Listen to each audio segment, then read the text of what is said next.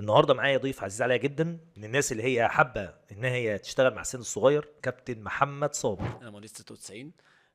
كنت بتمرن مع ال 94 فرقه تريزيجيه ومحمود كهربا. قعدت فتره اتمرن معاهم، وبعدين لما اتعمل فريق ال 95 بقيت انا اساسي معاهم ولعبت دوري معاهم. يعني او انتوا بقى كنادي اهلي النهارده في البراعم والقطاعات بتربوا الشخصيه دي ازاي؟ احنا اول حاجه بنعلمها له: انت لابس تيشيرت تقيل قوي. اه طبعا. انت لابس تيشيرت تقيل قوي، اعرف ان انت في النادي الاهلي.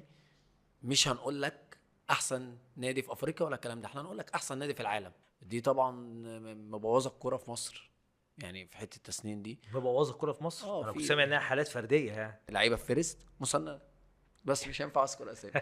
انا شايف ان انت لو لعيب كويس ما تصبرش على نفسك وما تقعدش في مكان مش حاسس ان هو ده مش مكانك. تفتكر صلاح هيروح الدوري السعودي ولا هيكمل؟ لا، يكمل. الدوري السعودي بيموت اللعيب.